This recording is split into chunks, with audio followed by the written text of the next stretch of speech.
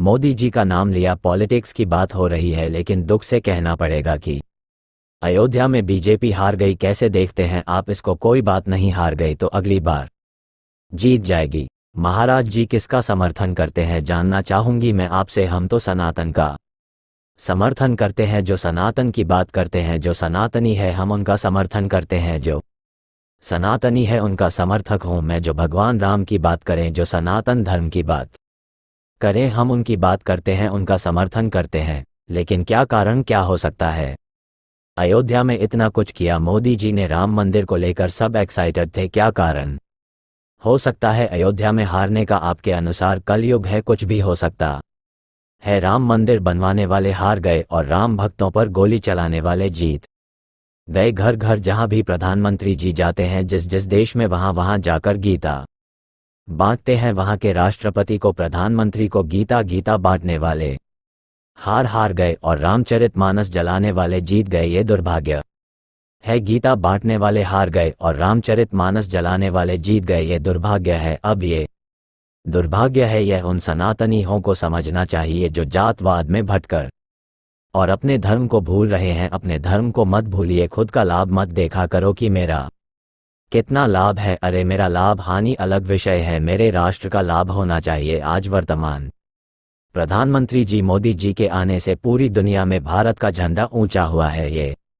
लोग, आप सारी दुनिया मानती है। हमें कितना किलो आलू मिल रहा है, टमाटर मिल रहा, किस रेट पर मिल रहा है? महंगाई सस्ता अपनी जगह, माना कि हम लोकल नेता से परेशान हो सकते हैं, माना कि हमारी आर्थिक तंगी हो सकती है, हम परेशान हो सकते हैं, पर आर्थिक स्थिति से, अपनी पारिवारिक स्थिति से ऊपर उठकर अपने राष्ट्र की स्थिति के बारे में सोचना चाहिए, देश के बारे में सोचना चाहिए कि देश है तो हम सब हैं। और देश भाई, देश तो पहले भी था, भारत तो पहले भी था, पहले भी प्रधानमंत्री थे, पर उस समय प्रधानमंत्री जब थे उस समय भारत को कौन जानता था, उसका क्या सम्मान था? आज भारत का सम्मान क्या है? आप सब इस बात से परिचित हैं। तो भाई मैं तो मानता हूं कि राष्ट्र पहले है, भारत माता पहले है। हम भूखे मरे तो मर जाए, पर हमारा राष्ट्र आगे होना चाहिए। राष्ट्र है तो हम है, अरे हम रहे और राष्ट्र नहीं रहा तो हम रहकर क्या पालेंगे? हमें चलो फ्री में सिलेंडर मिल जाए, फ्री में टमाटर आलू मिल जाए, फ्री में राशन मिल जाए, लेकिन राष्ट्र ही नहीं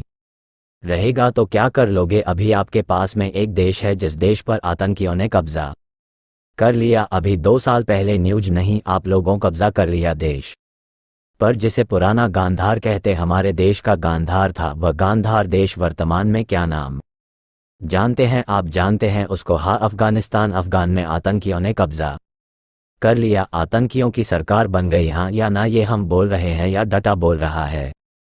फिर अफगानिस्तान पर आतंकियों ने कब्जा कर लिया, क्यों? वहां भी ऐसे ही सरकार थी जो अपने राष्ट्र के लिए कुछ नहीं करती थी, खाओ पियो मौज करो करती थी, खाओ पियो मौज करो।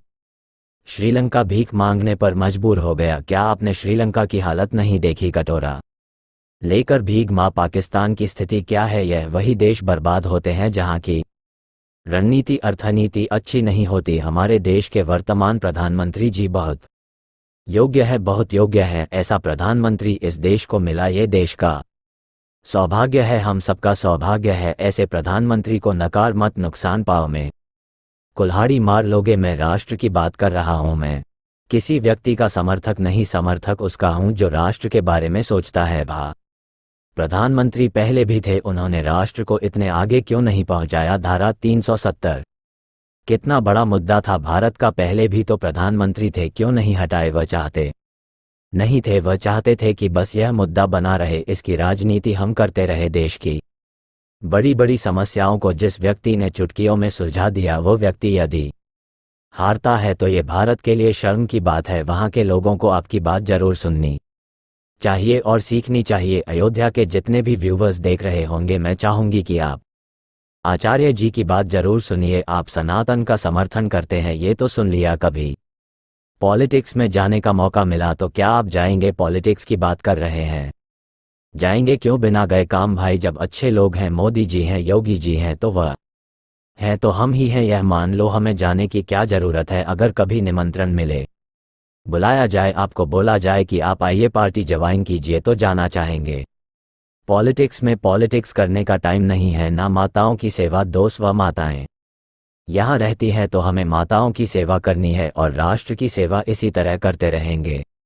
जरूरत नहीं पड़ती राजनीति में अच्छे लोग जब तक हैं तब तक हमें जाने की जरूरत है। अच्छे लोगों का अभाव होगा और फिर लगेगा कि राष्ट्र के लिए हमें जाना चाहिए, अपना बलिदान देना चाहिए तो जरूर जाएंगे। यदि राष्ट्र को जरूरत पड़ी तो जब तक अच्छे लोग हैं, जरूरत नहीं है जब अच्छे हैं तो हम क्यों टांग अड़ने जाए। योगी जी हैं, मोदी जी है, बढ़िया बेस्ट बढ़िया काम कर रहे हैं। जब ये है तो हमारी जरूरत नहीं, जब यह ना होते फिर लगता कि जी कुछ गड़बड़ चल रहा है। देश में अच्छे लोगों की जरूरत होनी चाहिए, जाने चाहिए और अच्छे लोगों को राजनीति में जाना चाहिए। मेरा मन नहीं है जाने का, पर ये लोग हैं अभी लगेगा कि जाना चाहिए राजनीति में और राष्ट्र के लिए कुछ करना चाहिए।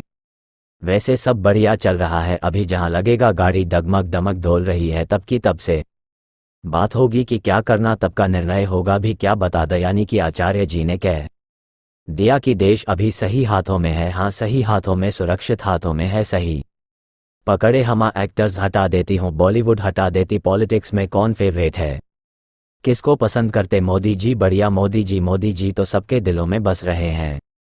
तीसरी बार प्रधानमंत्री बन चुके हैं, शुभकामनाएं दे दीजिए यहीं से। बिल्कुल, हमारी तो शुभकामना है, हमारी इतनी सारी बातें शुभकामना तो थी जी, उनको बहुत बहुत शुभकामनाएं तीसरी बार प्रधानमंत्री बनने का। हम तो कह रहे चौथी बार भी बने, पांचवी बार भी बने, जब तक वह है भगवान करें उनकी आयु लंबी हो, जब तक वो तब तक वह प्रधानमंत्री ही रहे, क्योंकि इतना बढ़िया प्रधानमंत्री देश को बड़ी कृपा से नसीब होता है। भाई प्रधानमंत्री देखो, राजा कैसा होना, आगे कोई ना पीछे कोई, केवल राष्ट्र है, बाकी लोग तो अपने परिवार को पालने में लगे हुए हैं। सबके परिवार है, बेटा को टिकट, बहू को टिकट, पत्नी को टिकट, सबको सांसद विधायक बनाए फिर रहे हैं। मोदी जी ने कोई बेटे को टिकट दी, अपने किसी को नहीं, क्यों? उनका परिवार 140 करोड़ जनता ही उनका परिवार है। समझ लो कि आपका तैसी कौन है, नहीं समझोगे तो फिर आप जानो और आपका काम जानो।